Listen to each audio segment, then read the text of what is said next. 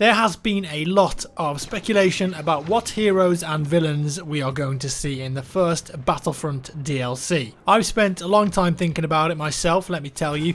I did a video fairly recently giving my thoughts on who the likely candidates were, and I also thought there would only be one per DLC, but now we know that there will be two per DLC and we have specifics. Outer Rim will be the first DLC released for Battlefront and it's coming later this month.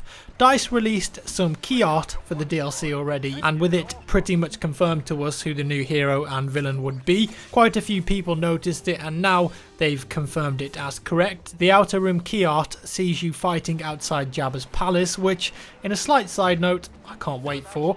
And you can see two things here. Firstly, you can see NIEN NUNB and also Greedo both in the middle of the picture standing out like a sore thumb, and these two lovely chaps are the ones that we'll be playing as when Outer Rim releases. Some people have questioned why these first and why not say Chewbacca or Obi-Wan or Yoda or something like that, but I think there are some reasons behind them. Let's touch on NIEN NUNB first. NIEN was a rebel pilot who is most famously seen co-piloting the Millennium Falcon with Lando Calrissian during the Battle of Endor. Sullust is also his main planet, and that's one of the two main planets featured in this DLC. There's already a Sullustan face that players can unlock in the game, but NIEN will be in a more orange pilot suit to set him apart from any other players using that character model. And NIEN is of course the hero in this DLC, so we need a villain, and that would be none other than the infamous Greedo. Any Star Wars fan will be familiar with this guy, although depending on what version of Star Wars you watched, you may have a different answer for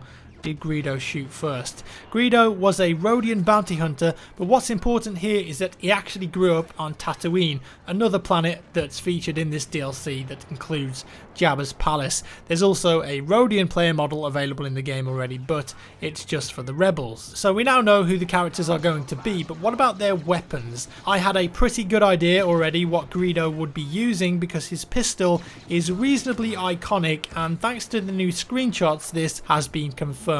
He'll be equipped with the DT-12 blaster pistol. It's a blaster he's known for using and is designed for Rodians with long fingers, so it makes sense. However, in the art, he's got normal hands, which is kind of weird. NIEN, on the other hand, is holding the Relby V10 rifle. If I'm honest, I don't have too much info on this gun other than that it seems like a heavy blaster rifle. Bossk is a villain I thought may be added to the game at some point, and his gun of choice is the Relby V10 mortar gun, which shares the same name, but it's actually a grenade launcher and looks slightly different. Both of these blasters, however, will be added to the standard weapon pool so everyone can unlock them, but I imagine just like the E3 belonging to Boba Fett, expect that the hero versions will pack much more of a punch. Abilities are still a mystery just yet and are a little harder to work out because while both are very known characters, neither of them really have big parts in the movie, so some guesswork needs to be applied here. NIEN has co-piloted the Millennium Falcon, so maybe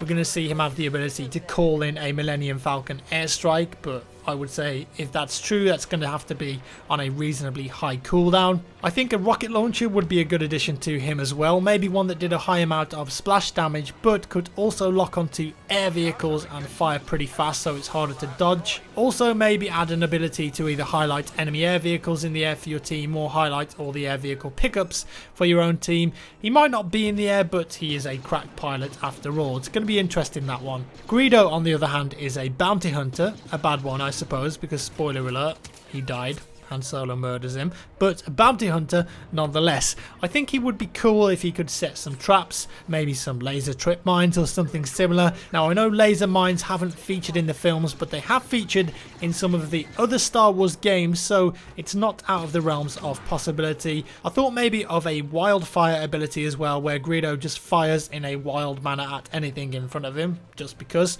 well, it would be pretty funny considering the history of his character, but well, it would do more damage than it sounds. An ability for him to sneak might also be pretty good, potentially being invisible on the radar when used. Alongside the new heroes, we're also getting a brand new game mode called Extraction.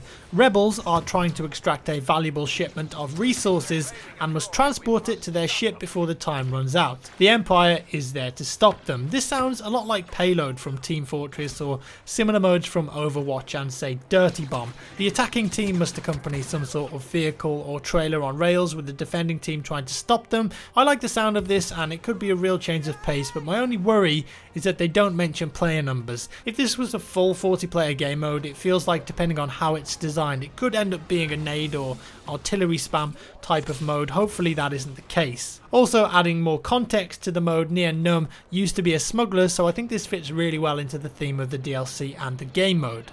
We're getting some new star cards to play with too.